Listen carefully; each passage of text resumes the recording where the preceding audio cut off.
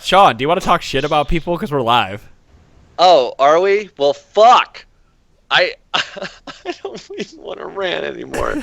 All right, Adam. Sean gets in front of the computer screen and he's like, nope, I'm not going to talk anymore. I'm going to talk behind closed doors and talk shit about everybody. I was trying to find that hook for my back, but no, I was just saying I am very bored of reading patch notes, or not that, listening to you read me patch notes. Yeah. Well, excuse me. Especially when the opening to my morning is Adam texting me patch notes. And I'm like, Adam, it is fucking 6. It was probably 7:30 this morning. I have not had a sip of my coffee yet.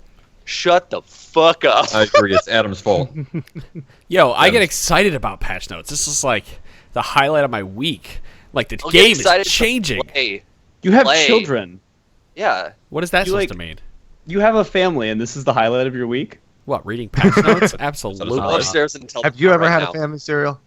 Apparently not. Of course, it's the highlight of his week. The highlight of my day is coming home and seeing my fiance's bright and happy face. But the highlight of my week is patch notes. Hey guys, welcome to Trinity Force Podcast. I'm glad you're all listening and enjoying the pre-episode pre-banter where Sean bitches about people listening to patch notes. No, I was bitching about the fact that people are too lazy to read the patch notes themselves. That's not even it, Sean. People want our opinion on what is going to be good and what's going to be bad. Nope. Just lazy. Right. The laziest. People they love us. I would say that, hey, if it's gonna be 4 episodes worth, you could take 4 hours and probably get the same amount by reading it. But because that's how much we're about to have for this as patch. 4. I'm sure we're gonna have at least 6. Because that is so depressing to me. Because on top of the mage update, there's actually like a patch, like a normal patch notes, where like there's changes to like Ilaoi and other champions that I don't have in front of me because I don't have that portion of the patch notes in front of me. So guys, this awesome, awkward, amazing, different adjective intro is brought to you by patreon.com/T-Force Network. I was going to actually jump into the URL and then I said that was it. Patreon.com/T-Force Network. Guys, go sign up. $10 a month gets you some Champion Select podcasts. April podcasts are starting to roll out. Mordekaiser should be in your inbox right now for April. We're rolling in. I know Mitch can talk more about it than I can, but he's got 3 to pump through in the next, he's got at least 1 to pump through in the next week, hopefully. I know. I hope no, that's not what you're supposed to say. You're supposed to say, yes! No, yeah, I've got a guy from PAX South who played Zed there. He's a Zed Yasuo main, so I'll probably get one of those, especially with the Zed mini buffs coming from nice Quicksilver Sash changes.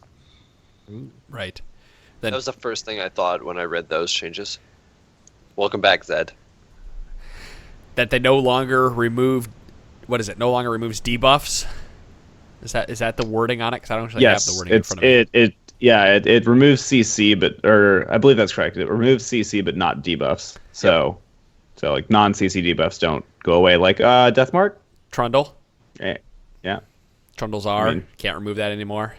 I believe even did they say whether or not you can? I thought there was something saying that you couldn't use it to remove knockups anymore either, but that could be just me being. That seems that's such a weird thing that people could do at the top of their knockup was QSS and then be on the ground to be able to flash. So used it last night, saved my ass. It was the best thing ever to do that. This is gonna. We have so much to cover. I'm looking for Quicksilver isn't in the balance and system updates, objectives and game pacing, mage and mage itemization. Is it in the mage and mage itemization? Because that would be really weird. It's in mage itemization. I'm on the. We're professionals. We're really whatever. Ready. I've got the changes in front of me. You know what? Let's just talk mages because that's what we said we were going to talk about this week. We were going to come back through and hit the other 2 major mage updates, which are Vel'koz and Vladimir. Then we're going to walk into the smaller updates for this episode. So likely, if you want to know what's going on with all these champions, we are going to tell you and give you some ideas of where they might end up because I actually have some thoughts on a lot of these champions. So, thoughts are good. Yes, I'm going to type in the word Vel'koz and go down to him. There we go. All right, so Vel'koz getting changes in this patch. If you don't already know, they're not like... Well, I guess they are kind of... The major changes are he does true damage with his ultimate now. Kind of. Don't scare the people at home. It does not do true damage immediately. That would be way too strong. But what they did is they changed how, I think, kind of like Brand, they're encouraging people to stack up things again. Whereas you already got a lot of true damage off of his passive previously, and you still will now. It now adds a debuff to them called Researched that for 7 seconds, which can keep getting refreshed by auto attacks, kind of like his passive already is.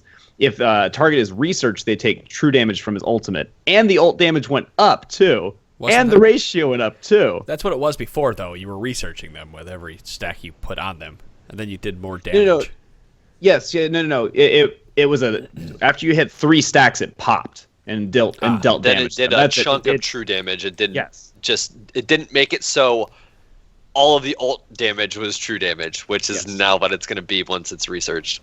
It's worth noting that the reason that the damage went up on his ultimate, because if you think about that just at a base, that makes no sense. Why would you up his ability to deal damage and make it potentially true? It's because the ult no longer provides stacks of his passive as it did before, which was a significant amount of damage because it ticks so quickly and kept applying those, so you get a bunch of those procs off with one ultimate on multiple people.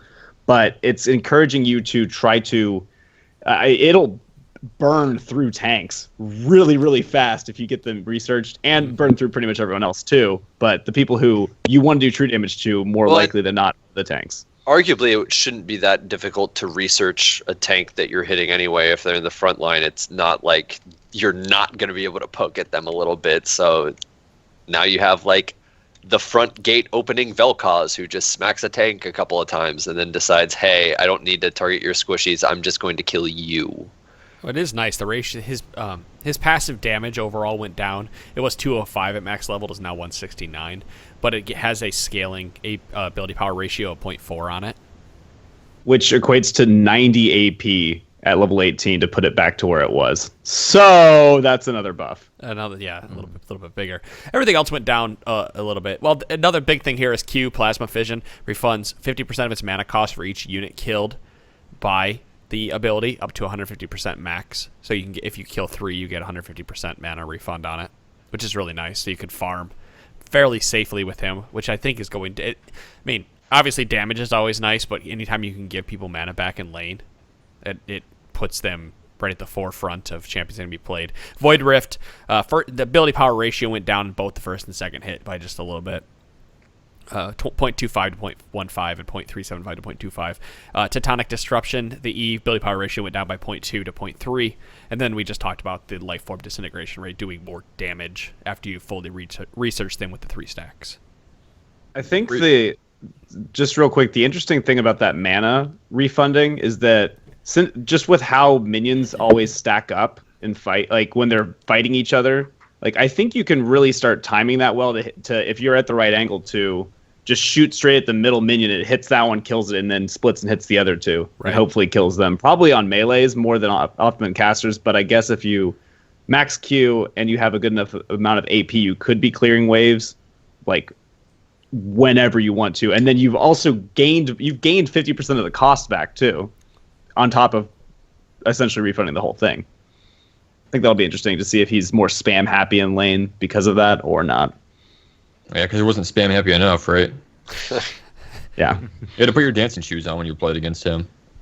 Well, I guess also the mana regeneration kind of coming out of the game a little bit, which we were talking about, I think, last episode or 2 episodes ago. Like, that's something that he probably needs. He needs mana regeneration from somewhere, and that's a skill-based way of giving it back to him.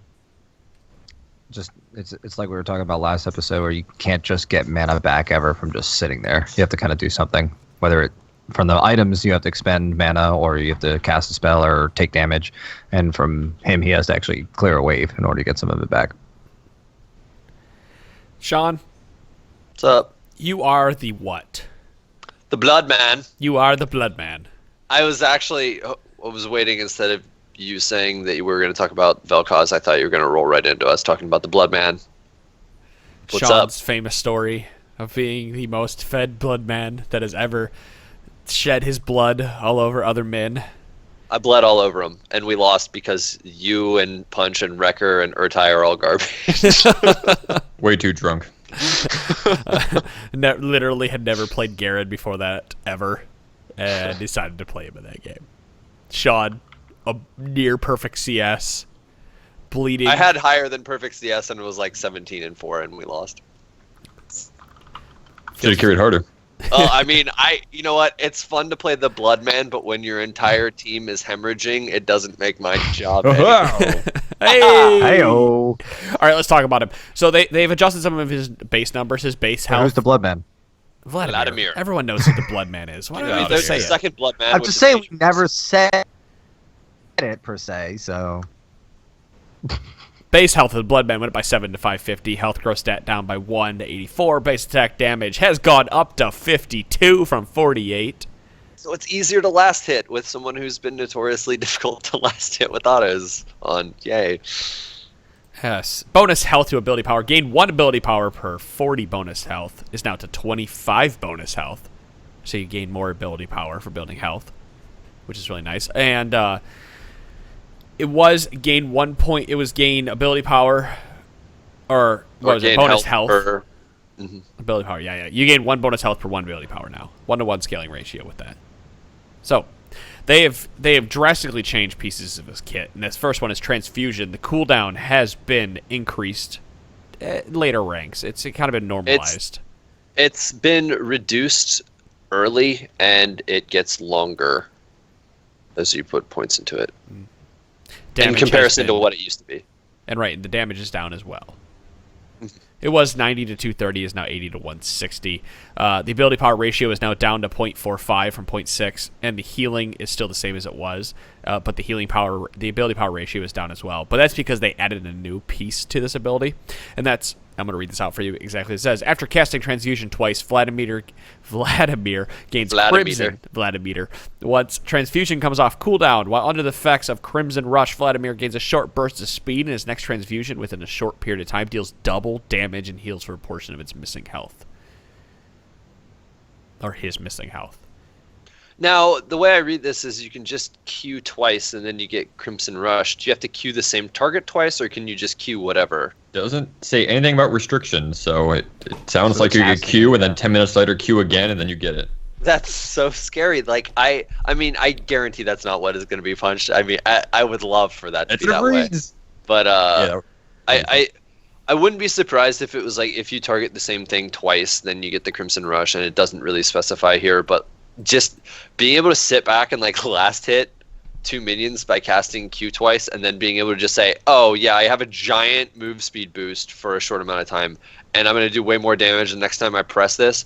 Let's go crazy and just trade as hard as we can for like this small interval and then immediately back off. That is going to be fun to play with. Don't know how much fun to play around it's going to be. Doesn't that also give him, though it is that big burst on the third one, it's a little bit more counterplay because the rest of his other, 2 before that aren't nearly as powerful? That's true. So maybe that's Riot's whole thing of giving counterplay and the third strike mechanic like they have like Vayne. I mean, they like that. They like the 3 hits thing. You might be able to see it coming, but now with the way, like, you're going to be seeing a little bit of cooldown reduction on him now just because you're going to want to see this. You're going to want to be able to spam Q as quickly as possible just because you get such a big benefit out of this. And the damage reduction is pretty significant compared to what it was. But again, higher scaling, it's still going to kind of level out a bit near the end of the game. Keep in mind that Crimson Rush only lasts for 2.5 seconds. Right. So, like, I mean... Lower scaling, though, isn't it? Yeah, it's got a lower scaling AP ratio. Lower scaling and lower 0.5. Base, yeah. Oh, yes, it is. Sorry, I was reading that the other way. So it's weaker until the third hit. It's worth noting, Cherry, because you're saying people like to be scared of that Crimson Rush. So he does have a resource bar built into that now that's visible to your opponent. So what happens is after the first, it's got two pieces to it. After the first Q goes off, it starts filling up as the cooldown comes up. So once it hits 50%, you know that Q's back off cooldown again. Both people do. You Q again, and then once it fully fills up, you know that they're on Crimson Rush, and then you see that fall off, then you know when the Crimson Rush is gone. So there's at least a good bit of counterplay to it, or at least knowing instead of having to either just count in your head or kind of hope. It'll be similar to like people knowing that Gnar is getting ready to transform and then being able to back off and not get all in necessarily by Gnar. You'll be able to see it happening before it happens, but it's I'm gonna enjoy being able to get that nice little burst of move speed, especially in a long lane like top, which I'll probably still be playing him in. It looks like there is, like you said, because you get that. If you do get that warning and it's very noticeable, and people learn how to read it, you'll know when it's coming up, and then he'll have to use that third Crimson Rush. It doesn't say. Does it say? Or the duration's 2.5 seconds, so he has to use it within that period of time. So it gives him windows of counterplay, I guess. But well, so it also the makes other thing is they may have nerfed the damage on Q, but again, they buffed the amount of AP and health he's going to be getting from his passive. So like it That's again true. levels out a little bit. No, that's not. yeah, I think quite they buffed. correct. They The buffed health one is direction. down. And they nerfed it. Yeah. Yes, that's correct. It's you more beneficial to get HP items, right? HP. So you're still going to be able to build him kind of like semi-Vlad AP tank. Yeah. Well, no, not but I mean, even they tank, didn't but buff more both AP plus berserk. passive. Yeah. You get only 1 health per AP now instead So of 1.4. you shouldn't be able to. I guess that you can't build glass cannon and be tankier than some tanks anymore. Right, But if you which I do don't build think some you should tanky anyway. AP items, you aren't nearly as punished. Well, and that's kind of how people are building him right now anyway. Like Rylai's is really good on him at the moment. So again, that synergizes with his kit. So yep, Spirit Visage has always been kind of well, at least Haunted Guise has been like one of his go-to early items. It's hard to say because he's going to have problems in lane not having that spell vamp anymore. He might have to run some spell vamp through Quints. That hurts. The removal of spell vamp hurts probably more than anything with this, because it was one of those things where you could just, as soon as you ended up getting your spell vamp item, the laning phase became so much more manageable, and it was such a difference between like never having to back, and if they could keep you from getting that spell vamp item, you were not going to have fun. Right. Is it really though? Because like I know that early spell vamp is great on him, but if you're saying, all right, let's say 3 casts of his Q level 1, that's not going to be hard to do health. anymore. But no, the healing hasn't gone down on it. But now you're talking about a health bonus that's already 40 at level 1, so more than double what you get on a Q normally, and then it's based on missing health too. Like I feel like you're gonna have plenty. Like it's making up for that WOTA. Well, it's going to make up for it, especially if you're getting traded against, because if it's giving you more back for the lower health pool anyway, like that's still really nice. Yeah, I don't think he'll be hurt that much by the removal of it. I think it's just that they knew that since they removed it, they had to put something in there for him. Yep. Something to note that people may not have caught here with Crimson Rush is that it doesn't start until the transfusion comes off cooldown. So if you're worried about the cooldown of Q being 10 seconds early, missing the opportunity. Yeah, missing the opportunity. You can't miss it. I mean, you can, obviously. Once it goes off cooldown, you get to 2.5 seconds, but otherwise. Basically, you'll get punished if you get Crimson Rush and then you don't use it as quickly as you can afterward, and you miss that 2.5 second window, you just throw away arguably the best part of the ability. You throw away healing. Part, yeah. Even if you don't get the damage onto the enemy throw it champion, onto a minion. Yeah.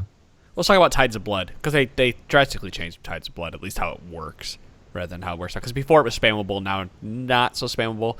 Starts at 9 seconds, goes down to 5. The cost is 2.5% to 10% of his maximum health based on the charge duration. So what happens is you charge. You press E, it starts to charge, and you fill up your reservoir of blood, paying a portion of his maximum health over 1 second to increase the damage of it. And after you release it, or after 1.5 seconds, Vladimir unleashes a nova of blood missiles, dealing damage to the first enemy hit in a large area around him. The range is 600. The damage is 30 to 70 or 60 to 140 based on charge duration, so he does a maximum of 140 damage. The ratio is 1 per 40 maximum health plus 0.35 ability power. And that's also based on charge duration. And at full charge, Vladimir is slowed while holding Tides of Blood. Fully charged Tides of Blood slow enemies hit by 40% for 5 seconds, or 0.5 seconds, I'm sorry. Jesus. Oh my god, 5 seconds would be just so... that's the longest slow ever. Oh my god. So that 0.5 second slow is just to make up for him being slowed for that fraction of a second that it's at full charge. So it just kind of goes even. I'm not even sure why that's there. I guess Unless you release it immediately when you get to full charge. yeah, if you get real good at it, then Yeah. you're not going to be paying much of a price, if any at all, and you could potentially slow a whole team for 40%. Plus rallies. I mean, it's more that Impressive. sticking kind of damage. Sorry, I should say sticking power with the slow. Like who is it last patch that we talked about? It's being able to stick to somebody and keep dealing that consistent damage Cass. is what. Was it Cass? Wasn't it? Cassiopeia. Yes, I think that's right. Probably. So that's the same kind of idea with this, and I think it's interesting because so if you just one tap it, like you're only taking a quarter of the damage you might be, but you're getting half the total damage. So you're like you have to pay a significant price in terms of like increasing cost to get more damage. But as somebody who's going to be healing so much, it's probably worth it. I don't know how usable this is in lane, but I think it's going to be useful for like dueling, sticking to targets. It's hard to say how good this will be in team fights because Vlad is the one that you have to be in the team fight because the range of Q. You're gonna have to be in the middle. Yeah, 600 is not far too. This isn't a very long range ability. The other interesting thing about this ability is that it has like a portion of it that does damage based on your max health. So like And it has also an costs AP max health, ratio and a health ratio. So again, this is it just seems like Riot's yelling, "Hey, play Vlad more as a bruiser." You're gonna have to though, because you queue for Crimson Rush, and I mean, Transfusion has a 4-second cooldown at max rank, right? Yes. So with a little bit of cooldown Without reduction, CDR. you could pretty much be 5 now. spamming Q. It's up to 5. Oh, sorry, 5. I apologize. Yeah, They're both they both actually mirror each other in cooldowns as you level them. The new Q and E. but not doing damage for 1.5 seconds. I guess you're just queuing. You can still do everything I else. guess you're queuing. You can still stop. auto. I'm in the middle of talking, buddy. He can't talk. What? Wait, no. Wait. Sorry. Autoing is Vlad. Like, is that a thing? Because people can't. You can't. He has auto 4 more Vlad. AP. No, his auto attack animation got a blows point. ass. No, it's more of you're queuing, pressing E, and trying. You're already in the middle of them, dropping your E, probably queuing again, then pooling and popping out and queuing for your heal back. Like that's got to be the combo. Or else you're dead. Or your Zhonya's into a queue when you pop out for some extra life. Because getting that rotation off is really hard. Yes, but you're also going to be getting back a chunk of your missing health too. Like what you're going to be healing more for missing health. So like, it's one of those weird. You know how Aatrox, you have to balance between where you're at in health depending on whether you want to use like which part of your W you would like to use. It's kind of going to be similar to that, and then it's like, oh hey, being a little bit lower health on Vlad's not going to be nearly as bad as it was, because if you get into a situation where you're in the thick of things, you should be getting more health back based on your missing health from Q. He's only getting health back from Q. Yes. And his ultimate. Well, I guess Hemoplague, yeah. Duration, 4 to 5 seconds, Hemoplague. Damage amplification went down from 12 to 10. Heloplague. Upon detonation, Hemoplague heals Vladimir for each enemy hit.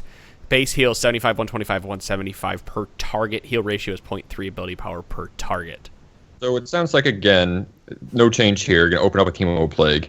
And then while that's ticking, you can use E to use that heavy health cost, and then hopefully gain it back. Before you die. Right. Well, Hemoplague in the W, because W is costing you it's only costing you 0.10 bonus health. Into W. Yeah, if you E. No, you're using your E while Hemoplague is available to get you get your rotation of Q, E, W down, because W is doing damage while you're in it, and you come back up, you're healed for full, and you're continuing to cast Qs. Now, do we know if we can channel Tides of Blood and W at the same time? Oh, that'd be badass. So, like, let's say that we do this. You drop... Well, okay, but it doesn't say anything about it yet.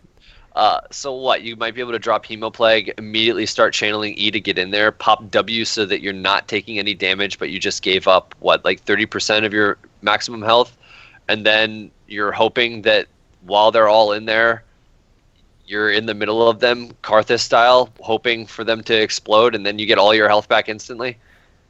I think there's something that I didn't think about at first is that if you get 2 Qs off before, like I don't know the exact combo will be, but if you get your second Q off right before you W, you could potentially get Crimson Rush while you're in W. You get the move speed, and you're only in there for 2 seconds, so you would have at least a small window to immediately Q right as you get out of it, and being able to move faster in the pool is great because you're dealing damage over time while you're in there. It's part of the reason slowing people used to take Ghost. Yeah, that could be really interesting to see that interaction. I kind of hope that they're trying to make this so that W is more interactive rather than a save your ass, get out. You're trying to use it for damage because a lot of Vlad players will tell you don't use W for damage unless you're guaranteed to survive when you pop out. Using W for damage is an easy way to die. Yeah.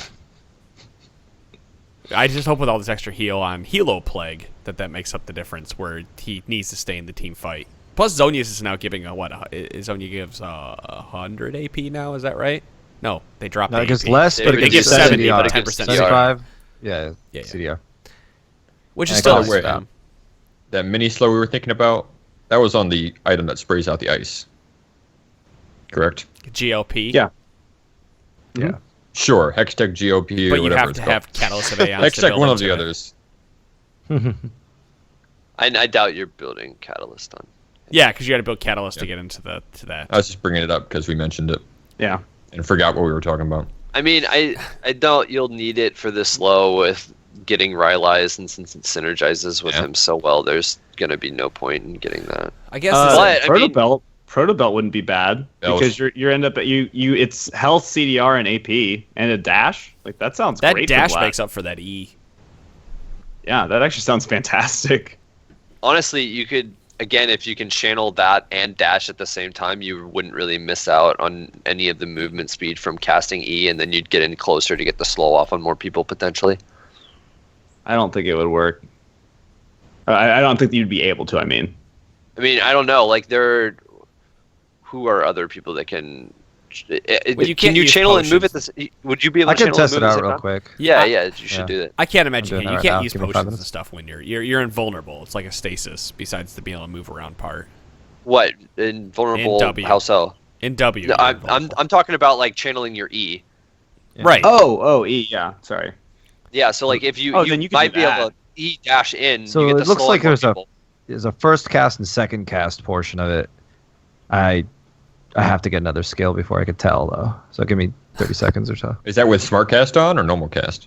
I'm like reading directly. First cast, Vladimir okay. charges Reservoir Blood, spending up to 10% of his max health to increase his spell's damage by that amount. While at full, Vladimir is slowed. Second cast, Vladimir unleashes Nova Blood at surrounding enemies. Blah blah blah, 40%, etc. Targets hit block a portion of the Nova.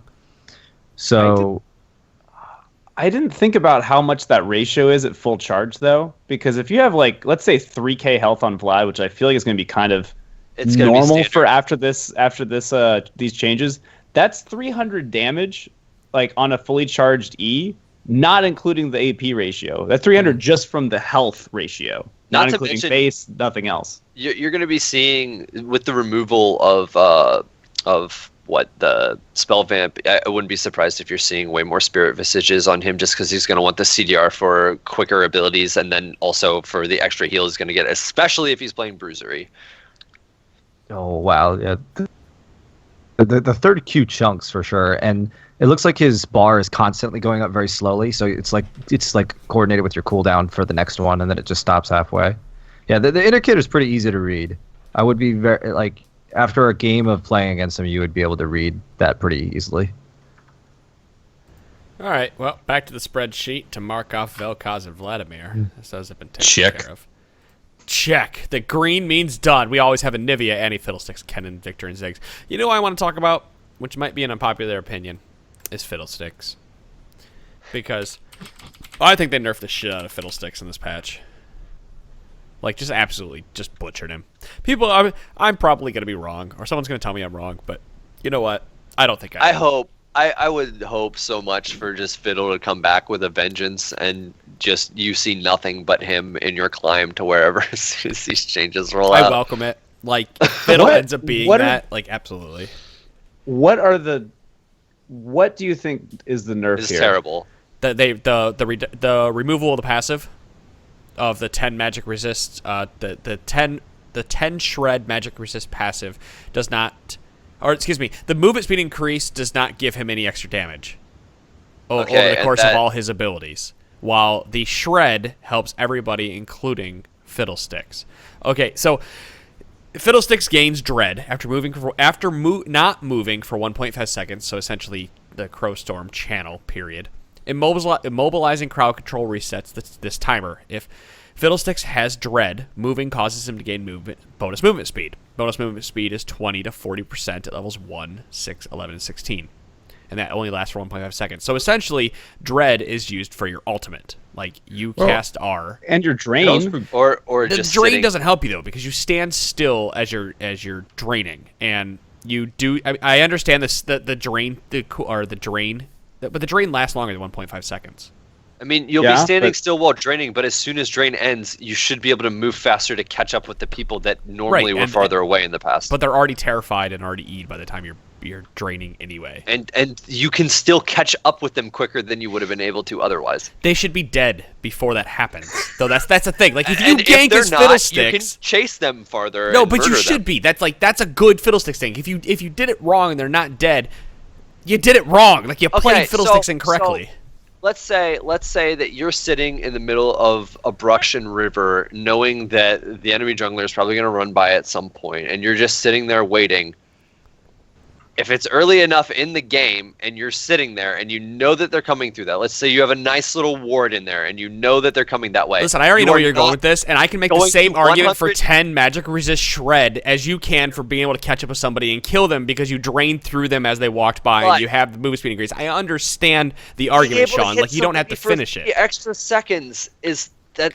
Extra seconds for what? Just to walk near them to be able to maybe get the extra dark wind off, which probably isn't going to happen because his cooldowns are really long anyway, and the only thing that's short out of him is drain? I mean, maybe, but... No, the 10 magic resist shred is more important than extra movement speed. Like, does the 10... Into mid and late game, the move speed is more important. Is potentially more important if you know how to use it than the shred, but I like the shred better, and I still think that I don't like these Fiddlestick changes. They also make it harder for him to clear jungle. All right, so it makes him a little slightly harder to clear jungle. I'm just gonna keep interrupting you and making this really bad podcasting. No, I mean that's fine. You can keep interrupting all day. I don't mind the change just because like the 10. I kind of want to see the math on how many extra ticks of drain would you need? Is it 2 or is it 3 or what to make up for the difference in damage from that 10 magic resist shred? Because probably 2 or 3 ticks of his drain will do more damage than all of his abilities combined with the extra 10 magic pen. So if that's the case, I welcome the ability to get close enough to drain again all day. I wonder, you get dread while you channel your Crowstorm for like a second anyway, so you're gonna get dread no matter what. No, I understand that. So when he's Crowstorming in from over the wall, well, it sounds like he's also gonna end up getting a little bit more damage from some of these other changes anyway. We'll go into it. I mean, not really. I mean, I guess. The Terrify range went down by 50, so it's harder to Q now. You have to use the move. You have to use the movement speed to get into range to Terrify, which makes his pre-level 6 gank suck. But it's one of the only point-and-click 2-second CCs in the game. Okay, that's an argument, but it still makes it doesn't matter it is. It still makes his level 6 gank suck ass, and you have to be able to counter gank. I don't know. Level 6 ganks are probably just as good. I think if we get into this, level 6. Pre-level 6, you have to counter. You're still getting the movement speed. Like you don't need to use all to get the movement speed. You could just stand in the bush for 1.5 seconds and then just run out. Speed, right? Yeah. Which is fair. I don't know. I'd rather have the 10. Adam just wants to hate Fiddlesticks so bad. I like Fiddlesticks. I played Fiddlesticks jungle for a while. I got okay with Fiddlesticks jungle. I never got good or anything. I just would rather be able to reduce my target's magic resist because that's worth more than the movement speed. Here's an interesting point on the we didn't go over the drain changes yet. I think that's going to help him a lot. Right, cooldown went from 10 to 6 to 4 to 3. Cooldown now begins at the end of Drain's channel. So it's not like he's getting Drain up constantly now. It's that The cooldown is starting at the basically before, if you got interrupted after immediately starting your drain, you got CC'd. No, before you wouldn't. It would be on. It would still have 9 seconds. If you got a 1 second drain off, it'd still have 9 seconds cooldown. If you got interrupted after 1 second, now if you got interrupted after 1 second, it's back up in 4. So if you're skirmishing in like a small skirmish 1v1, 2v2, and you get interrupted, you're not completely dead in the water anymore, because you'll have your drain up again soon. Whereas before, you might be 9-10 seconds with your only survival and DPS skill. I think this is such a buff. I disagree so hard with you on this, Adam. But that's fine. I opened this goes. conversation by like saying that I'm likely going to eat my hat for this one, but I just don't like the changes. We saw how much like nerfing the ability power, but giving someone a shit ton of movement speed actually makes them more terrifying with like runic echoes and shit like that. Like, it's a lot of move speed. I think that you're going to get, like, the move speed, I think, is going to make up for the Terrify range nerf. I think that you're going to not suffer too hard. I know that it sucks that it's a little farther, but I think if you have that move speed, you more than make up for how much you might even be able to get Fiddlesticks closer to the enemy champion, so that they will stay in range for the entirety of your drain, rather than using it on the tail end and them wandering out of it as well. And I think it's only going to take like one tick. Apparently it ticks every second, so it's not like a really, really quick tick. But a second, like if you get one more off of that, that's pretty significant considering it's a good extra 20% of it. I think it's good. I think it's going to be good. But Darkwind changes.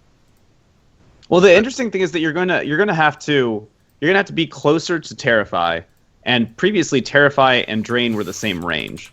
So, or at least the start of Drain. The Drain tether is actually longer than the initial cast. Mm-hmm. So, I think that means you'll almost have to get more Drain ticks in, unless you like cancel it.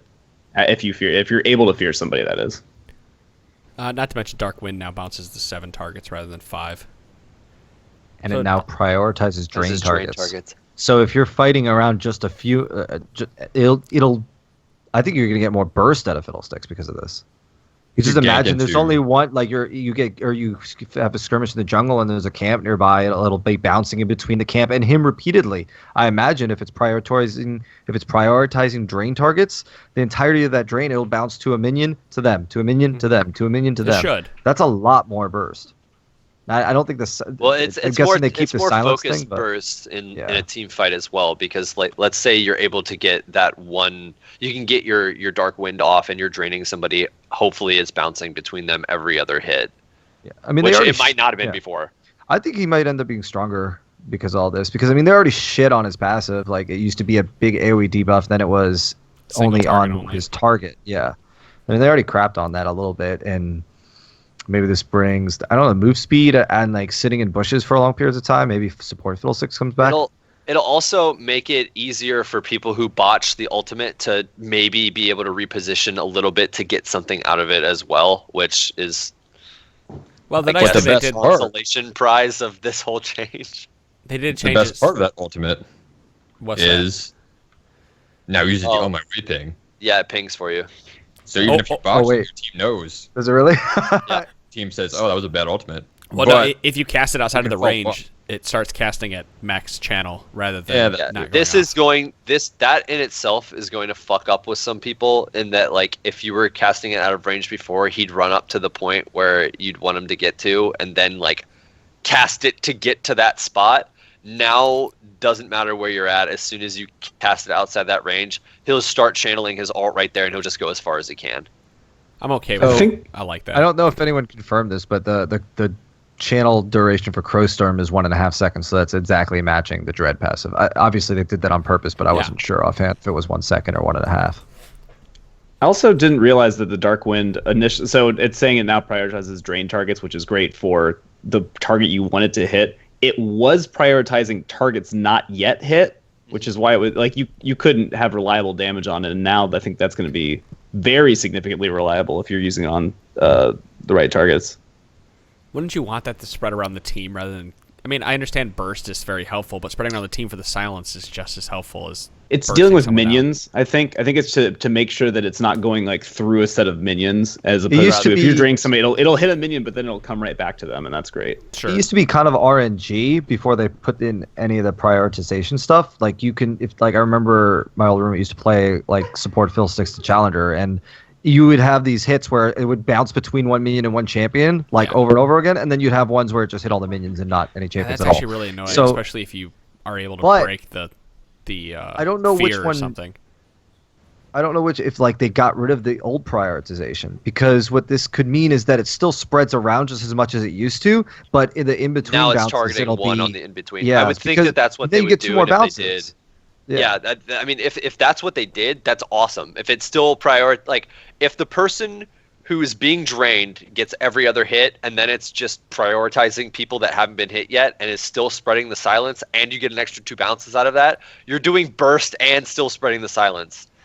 That's nice. I can't imagine how hard this is to code programmatically to make seriously. It do that. Like, what a nightmare. It's just a couple if-else statements, Adam. A couple, right? Do whiles, couple of those nested in there. Maybe a case statement or two, whew, over most people's heads. My God, I wouldn't want to be the guy who has to code that. All right, let's move on and talk about Anivia. And like I said, I'll just reiterate Vlad myself. Introduction? Yeah, just let me reiterate myself that I said I will likely eat my hat on the Fiddlestick stuff. No, like you'll likely eat crow. I will likely eat crow. All right, yeah, the Fiddlesticks things, please. The Vlad thing. You can press W while channeling E, and if you release E while you're in W, it automatically surfaces the W early. Oh, God. Oh, what? Yeah. Interesting. It even said in the tooltip, but I got kicked out for inactivity. Shark blood man. Yeah. Yeah. Shark man. So that's kind of neat. I can see that doesn't seem good though, because you're just costing yourself 20% health immediately for the W, and then getting rid of all the untargetableness of it while you're in W. Like you lose move speed in E and you gain move speed in W. Like you could press E and it might equal out. I mean, the but thing you I keep could holding see, it, right? Yeah. well, here's the piece of this. Let's say you Hemoplague and then you E and then you W and you're moving into the enemy team while your E's there and you have your Hemoplague up.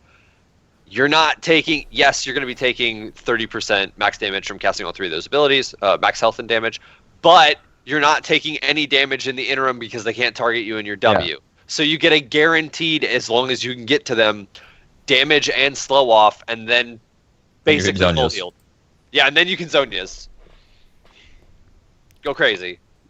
It definitely seems like if people were in lane were to just run at you with E, you would just get out of the way or CC them. But now you could do both at the same time. Can you just heal? Like I know Swain can heal in Zonias. Can you just heal it all back up? Like if you Hemoplague, drop your combo, and Zonias in the middle of them. I don't know why you wouldn't be able to. Swain can, so why wouldn't you be able to? That's my favorite. Swain can't? No, he can. He can, right? Yeah. Yeah, if you are at, let's say you use Zonia's at 10% health and you had your ult up, you very well might be full health by the time you get out. So dumb. All right, let's talk about Anivia, because she's one of the minor changes in this patch. Her base attack missile speed has been increased to 1500 to 1400. Q Flash Frost damage went from 60 to 180 to 60 to 160. Ratio was 0.5 went to 0.4. Stun duration has gone up, though. It was 1. Now with level, it goes to 1.1 to 1.5. So you gain 0.1 extra stun at level 1. The slow also scales as well. Was 20% is now 20 to 40%, scaling with the rank of R. So they give you a little bit more. It just gave her more CC across the board. Frostbite missile speed 1200 to 1600. That's our E. So E flies more quickly across the screen to do damage. Cast range 650, measured from Anivia's hitbox center to her opponents. That's what it was previously. It is now measured from Anivia's hitbox edge to her opponents. Overall range buff of 35. So E got a slight range increase, which is nice. However, Glacial Storm got this. It's kind of like a nerf buff with the range. It's more of a buff than overall nerf, but it's kind of weird. So cast range went from 625 to 685, so it is easier to land down or put down. But the radius starts at 150 and gradually expands over 3 seconds to 400. So it was 400 initially when you put it down. It now expands to 400 over 3 seconds. The slow goes up with rank. It goes 20 to 40%. It no longer slows attack speed. And at maximum size, Glacial Storm damage, till duration is slower, increased by 50%.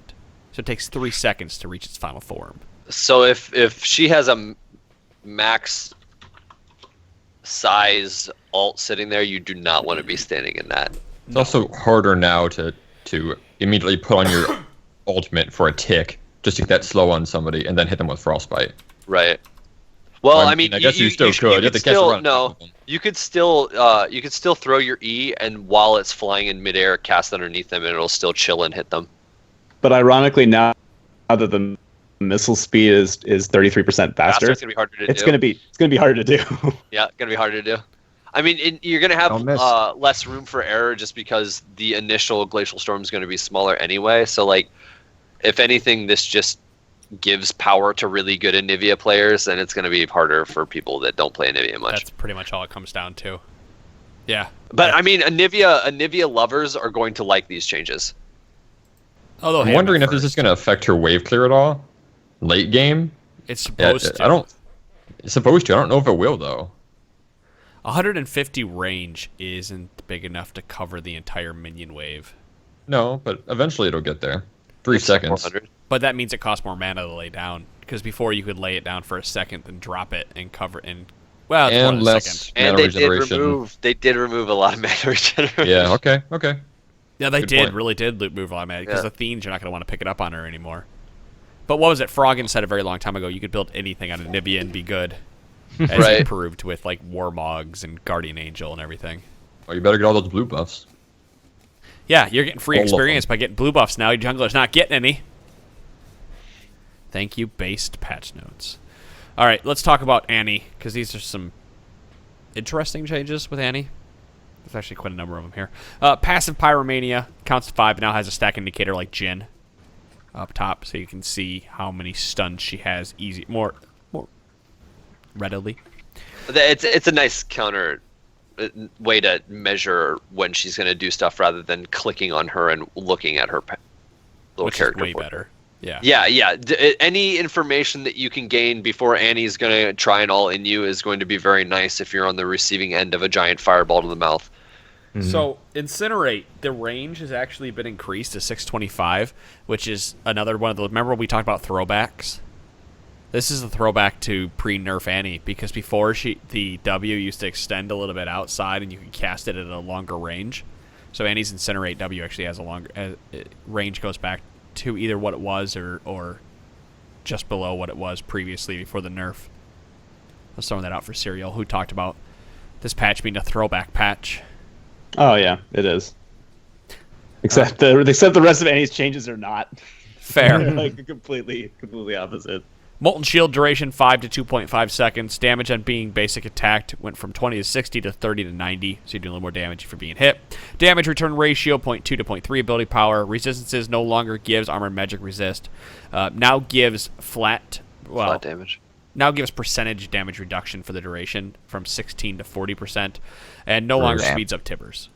Now, the nice thing about this change to Molten Shield is that I foresee this being one of those things where you're going to want to time it when you know incoming damage is coming, rather than just keeping it up for the sake of having it up.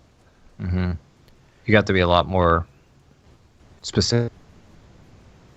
Right, you have to think about how you're going to use the E to get your stacks back up, rather than rather than using it for the armor magic resist, or just using it to get stacks. You're going to have to figure out when you're going to put the stacks up. Are we all still here? Yeah. Yep. Okay, that was everybody who got hit by that. All right. Mm-hmm. No, it's making it so it's actually useful instead of just being that. Oh, I'm going to trick them because they can't see the little circle around me, knowing that my pass is ready. I'm just going to hit E and then immediately ult. It's now actually useful, more so than that. And I mean that means Tibbers is also getting those that damage reduction, not the speed up that he used to have with it. But now he's kind of a different animal now. See what you did there. Damage for Tibbers was 175 to 425. It has now gone down to 150 to 400. Ratio ability power has gone down to 0.65. Aura damage has decreased from 20 to 40 to 10 to 20. And his overall aura damage has been decreased. However, and his attack damage has been decreased from 80 to 130. It is now 50 to 100. for all intents and purposes, it at the surface looks like they just nerfed her ult entirely. Yeah. However, here we go. They gave Tibbers an attack ratio of 0.15 ability power of Annie's ability power. Tibbers' attack range has been increased to 150. Tibbers' AI has been improved. Annie can command Tibbers while to combat for at least 5 seconds. Tibbers gains movement speed. Tibbers enrages on summon, ignoring unit collision and gaining 275% bonus attack speed and 100% bonus movement speed, decaying over 3 seconds. So there you go. That's why they nerfed the fuck. There it is. But that's not all. You drop the bear and he goes berserk. If Annie dies while Tibbers is summoned, Tibbers instantly regenerates 50% of his missing health, enrages, and targets Annie's killer. If Annie's killer is too far away, Tibbers will focus on the lowest health champion instead. God damn.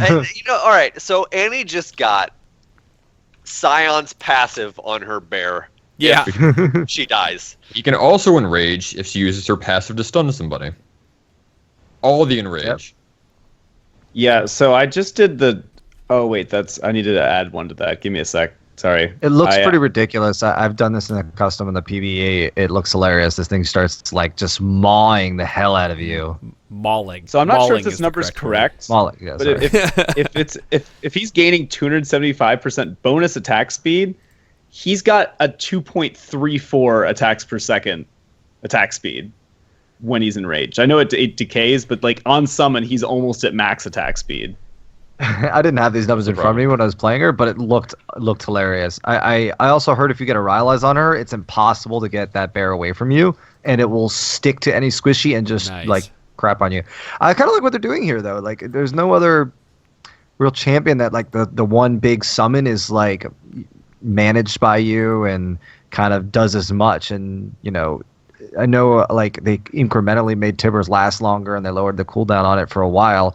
It doesn't look like they touch any of that. So, maybe she has Tibbers up for a long time late game. Well, once she gets to rank 16.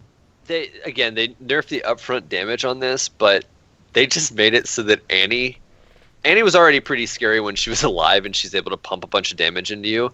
And now when she dies, she can still pump a whole lot of damage into you. Punch, I like that. I don't actually like this because we usually play bot lane together. But you had, I think, a small aneurysm when Tally brought up the Rylai's and just Tibbers sticking on top of an AD carry.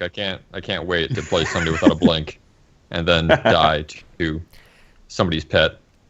Punch, I've been thinking the same thing because cool. I've been spamming the shit out of Jhin lately. And I'm like, this entire patch has made me I'm not going to be able to play Jhin. Like, Have fun. I'm just not going to be able to do it.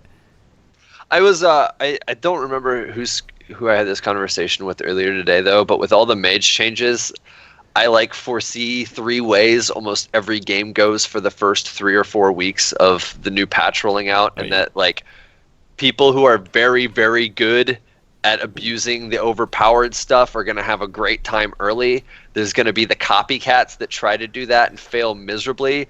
And then there's going to be the people who played their tried and true mid lane pick that's just good at snowballing, taking advantage of those copycats that are really bad at trying to play the OP stuff and just brutalizing them, and people just being mad all across the board. I kind of want to go back to Annie now and do that. Like, just abuse Annie. Because I feel like dropping that Tibbers is just going to shred through teams.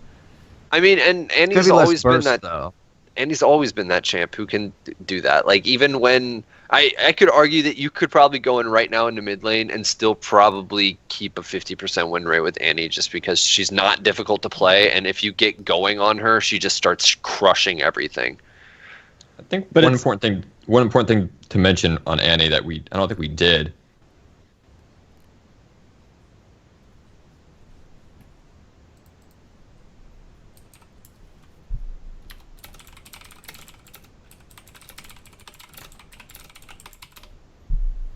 Roll back. Yeah. Fantastic. We're back. Say it again. All right, I'll say it again. So you can flash out of Incinerate now, which you could do that before. You could flash, but you'd still be stunned after you moved. Now that's not the case. You can actually dodge it if you anticipate it correctly. And you take the damage. Yeah. That was just on. I remember seeing some clips of people dashing out or flashing out of the W and still being stunned, even though they clearly missed them. Well, let's talk about Kennen real quick before this ends, because LCS Rundown's going live tonight. We can't bleed too far in, unfortunately. Mondays are unfortunately have to be shorter episodes. Kennen, so the Kennen changes, I spoke with somebody about this earlier today, and I said, while they could potentially be a buff because of the amount of damage that the R can do, I also don't see it doing too much for him, because my reason behind this is, so we'll look at this real quick. So R, they changed it, that the tick rate was 0.25. They changed it a really long time ago, and we were like, oh man, everyone should play Kennen now. It's really easy to get his ultimate off. But they changed it now to this patch to 0.5 seconds, and it has a 25% per bolt damage fall off. But the overall damage on the ultimate has been increased by over 100 at max rank. So if you look at all this, he's got, he does a little bit more damage per bolt. But the bolts take longer to stack up, but they do more damage overall. That's an awesome change for him. But if he wasn't being played previously when the bolts stacked really fast and did a ton of burst damage, how is that going to change him being played now? Yeah, it's consistency. It's the consistency, I think, because it used to be that it was that 0.25 tick rate was hitting a random thing every 0.25 seconds. Now every half a second, it's hitting everything inside the ultimate. Depending on how many targets you hit. Yeah, of course. By that I mean before. Currently, if you use his ultimate now on the entire team, there is some randomness to it. But if you only get the back line, then you get exactly who you want, and you stun them really quickly. It's also worth noting that only the first window, it only does half the duration. It does it only does a mini stun, like a half-second stun instead. It was 0.6, now it's down to 0.5 seconds. But it looks like the reduced window effect for that stun is from 7 to 6, so slightly less. But then there's mini stuns also less. It's nice that Q and W cost less energy. They went down. It was 45 for W, and our rank's now 40, and he does gain refund energy when he uses his abilities.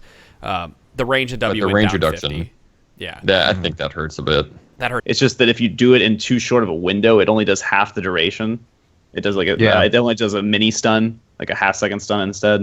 It was 0.6, now it's down to 0.5 seconds. But it looks like the reduced window effect for that stun is from 7 to 6, so slightly less. But then there's mini stuns also less.